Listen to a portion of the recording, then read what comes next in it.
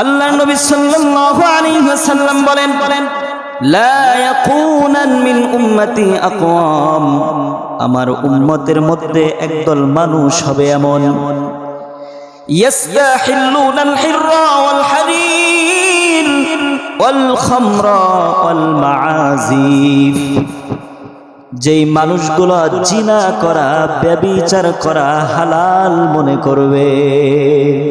আল্লাহ নবী বলতেছেন যে আমার উম্মতের মধ্যে একদল মানুষ হবে এমন যারা জিনাকে হালাল মনে করবে। ওয়াল হারির, রেশমের পোশাক পরাকে তারা হালাল মনে করবে। ওয়াল খামরা, মদ পান করাকে তারা হালাল মনে করবে।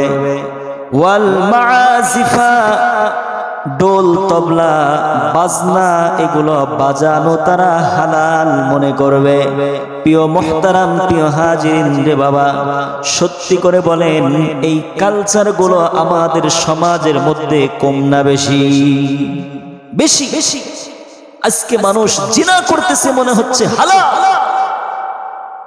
রেশমের পোশাক পরিধান করতেছে মনে হচ্ছে হালাল, মদ এমন ভাবে সমাজের মধ্যে তারা পান করতেছে, যুবক ভাইয়েরা মনে করতেছে হালাল।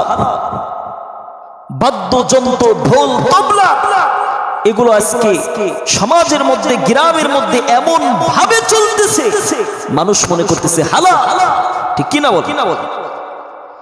তো আল্লাহ নবী সাল্লাল্লাহু আলাইহি ওয়াসাল্লাম এক নম্বরে বললেন আল হিররা ওয়াল হারির।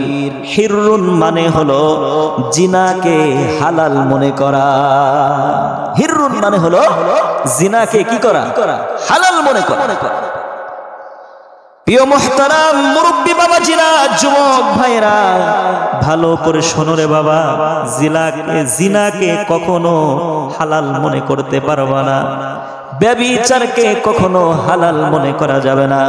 কারণ আমার আল্লাহ সূরা বনি ইসরাইলের 32 নম্বর আয়াতের মধ্যে জানায়া দেন, ওয়ালা তাকরাবুজ জিনা, ওয়ালা তাকরাবুজ জিনা, তোমরা জিনার কাছেও যেও না, ব্যভিচারের নিকটবর্তীও হয়ো না। তাহলে জিনাকে কেউ হালাল মনে করতে পারবে? পারবে? আমরা এক নাম্বার পয়েন্ট নিয়ে সামনের দিকে আমি আলোচনা করব বাবা এই সংক্ষিপ্ত সময়ের মধ্যে। জিনা হচ্ছে দুই প্রকার। জিনা কয় প্রকার? দুই প্রকার। বাজান যুবক ভাইরা গভীর মনোযোগ দিয়ে শুনবা।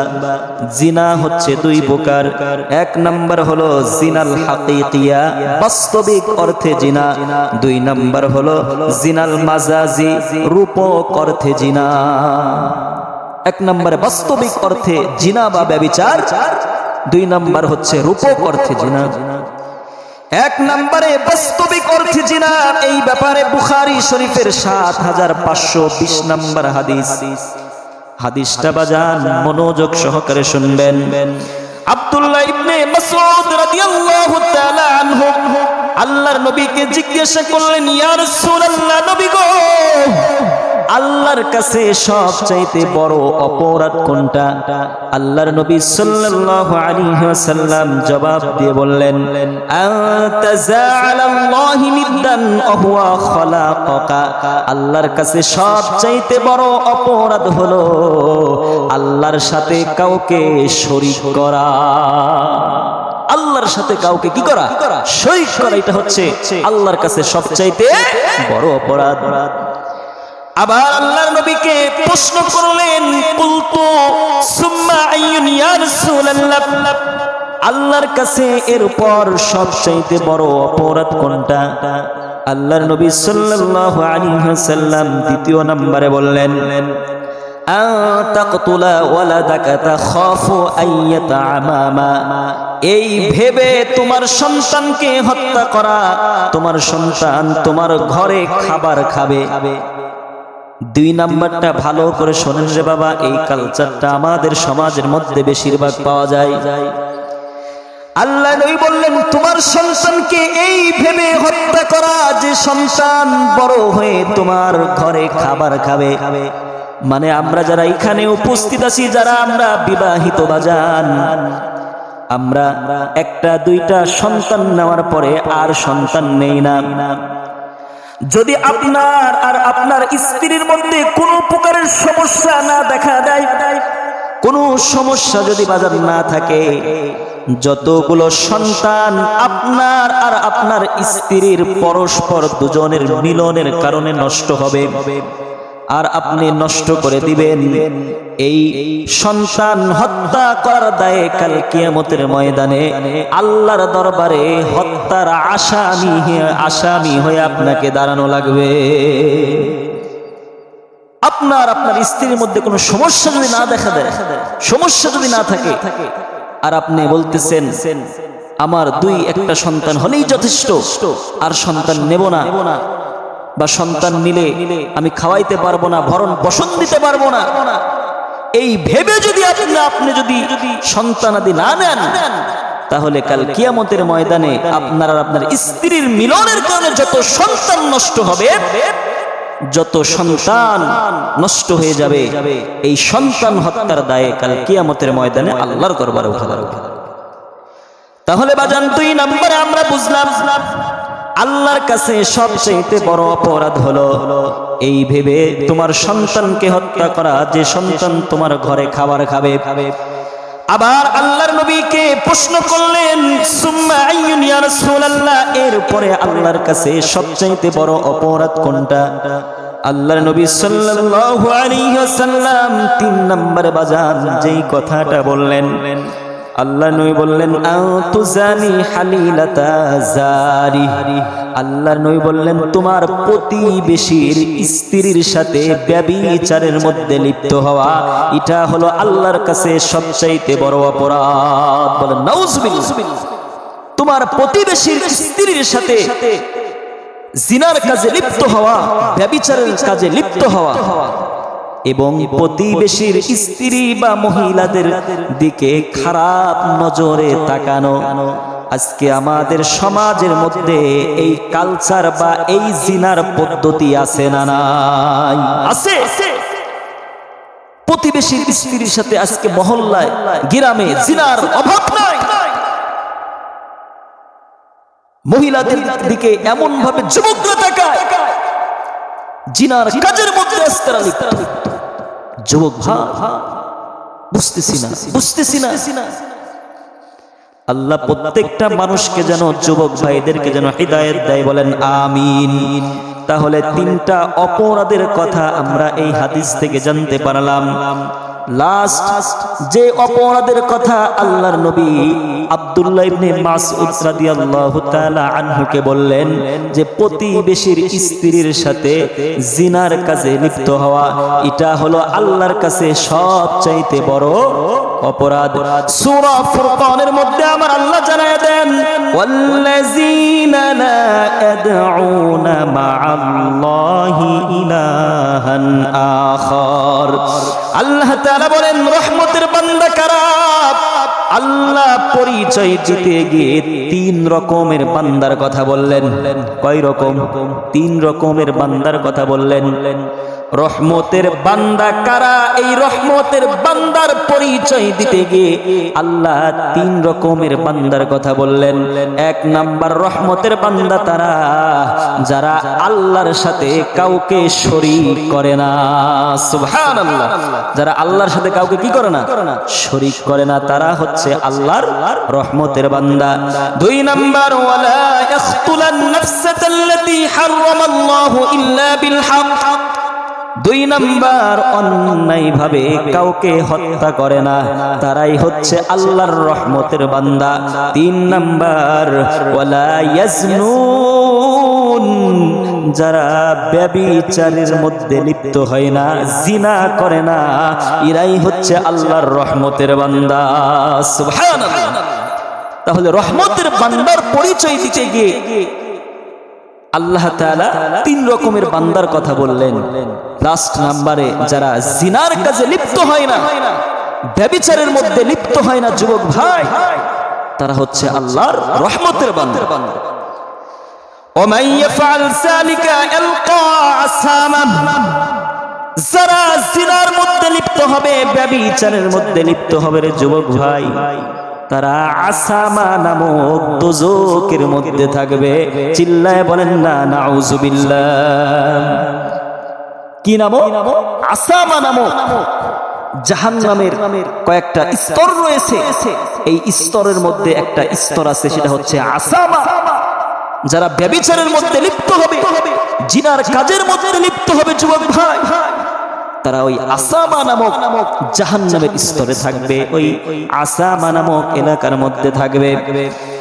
এই আসামা নামক স্থানে দোজখের মধ্যে যারা থাকবে তাদের বিষয়ে বুখারী শরীফের 1386 নম্বর একটা হাদিস। যুবক ভাই, হাদিসটি আমরা গভীর মনোযোগ দিয়ে শুনবো মুরব্বী বাবাজিরা। সামুরা ইবনে জুনদুব রাদিয়াল্লাহু তাআলা আনহুর বর্ণনা, তিনি বলেন আল্লাহর নবী সাল্লাল্লাহু আলাইহি ওয়াসাল্লাম ফজরের নামাজের পরে মুসল্লিদের সাহাবীদের দিকে ঘুরে বসলেন। সাহাবীদেরকে প্রশ্ন করলেন, গত রাত্রিকে তোমরা কি কোনো স্বপ্নে দেখেছো? সাহাবীরা কোনো জবাব দিলেন না। আল্লাহর নবী সাল্লাল্লাহু আলাইহি ওয়াসাল্লাম বললেন, তাহলে শোনো, আমি গত রাত্রিতে একটা আশ্চর্যজনক ঘটনা দেখলাম। তোমরা কি গত রাত্রে কোন স্বপ্নে দেখেছো? তারা কোনো জবাব দিলেন না। আল্লাহর নবী বলতেছেন, আমি গত রাত্রিতে একটি আশ্চর্যজনক ঘটনা আমি দেখেছি। আল্লাহ নবী বলেন, আমি ঘুমাই, আমার কাছে দুইজন ব্যক্তি আসলেন। আসার পরে আমাকে জাগত করা হলো। আমাকে জাগত করানোর পর আমাকে একটা বাগানে নিয়ে যাওয়া হলো। বাগানে নেওয়ার পরে একটা বিশাল গাছ আমি দেখতে পাইলাম।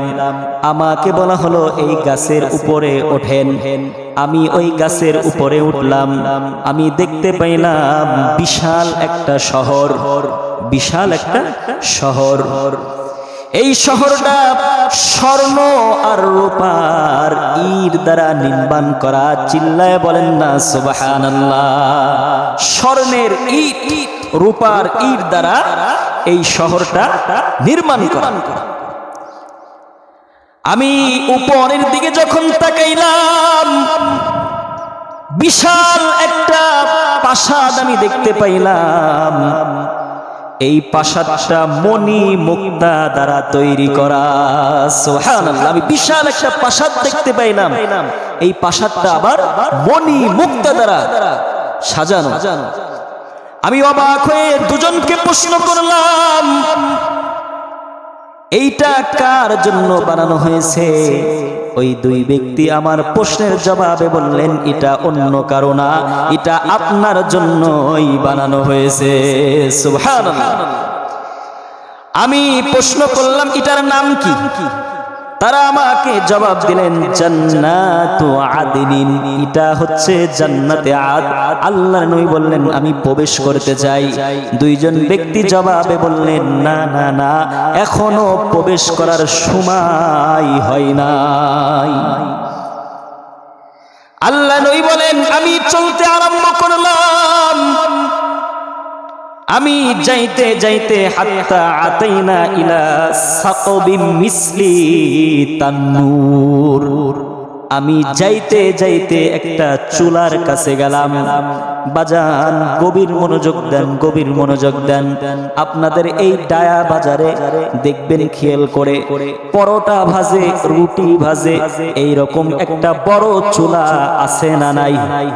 বাজারের মধ্যে এরকম চুলা আছে না নাই? আল্লাহর নবী বলেন, আমি যাইতে যাইতে একটা চুলার কাছে গেলাম। যাওয়ার পরে আমি দেখতে পাইলাম চুলার মুখটা ছোট, ওয়া আসফালাহু ওয়াসিউন। চুলার নিচে বিশাল প্রশস্ত।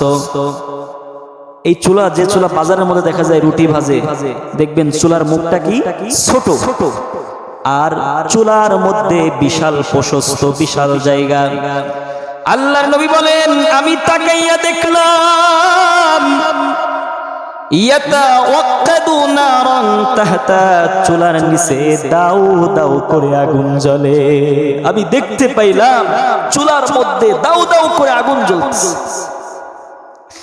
আমি আরো দেখতে পাইলাম ফিহা রিজালুন ওয়া নিসাউন উরুন, আমি দেখতে পাইলাম অসংখ্য অগণিত নারী পুরুষ উলঙ্গ হয়ে ওই আগুনের মধ্যে জ্বলতেছে। নাউজুবিল্লাহ। আমি দেখতে পাইলাম দাউ দাউ করে আগুন জ্বলতেছে আর অসংখ্য অগণিত নারী পুরুষ উলঙ্গ হয়ে ওই চুলার মধ্যে জ্বলছে। আমি খেয়াল করে দেখতে পাইলাম আগুনটা একবার উপরের দিকে ওঠে, আবার নিচের দিকে নামে। এই আগুন যখন উপরের দিকে ওঠে রে বাবা, আগুনের সাথে সাথে নারী পুরুষ উপরের দিকে ওঠে, মনে হয় নিচে পড়বে কিন্তু নিচে পড়ে না। আগুনের সাথে উপরে ওঠে আবার নিচে নামে। আমি অবাক হয়ে প্রশ্ন করলাম ইরা কারা? তারা আমাকে জবাবে বললেন হুমুজ জুনাব ইয়া রাসূলুল্লাহ, এরা হলো দুনিয়াতে ব্যভিচার করেছে, জিনা করেছে, এরা হলো তারা। আমাকে বলা হলো এই আগুনের মধ্যে তারা 1-2 দিন থাকবে না, কাল কিয়ামত পর্যন্ত এই আগুনের মধ্যে এই ব্যভিচারকারী জিনাকারিনী জিনাকাররা কাল কিয়ামত পর্যন্ত এই দাও দাও আগুনে জ্বলবে। নাউজুবিল্লাহ। এই আগুনের মধ্যে যারা জ্বলবে, প্রিয় ভাই কত শাস্তি দেখে। আজকে আমরা অহর অহর যুবক যুবতী এই জিনার মধ্যে আজ আমরা লিপ্ত হচ্ছি, ঠিক কিনা বলেন? যুবক ভাই তোমাদেরকে বিশেষ করে বলি, এই যে বাস্তবিক অর্থে যে জিনা, এই জিনা আমাদের মধ্যে আছে না নাই? আছে। আল্লাহ আমাদের সকলকে এই বাস্তবিক অর্থে যে জিনা, এই জিনার থেকে যেন হেফাজত করে। সকলেই পড়ি।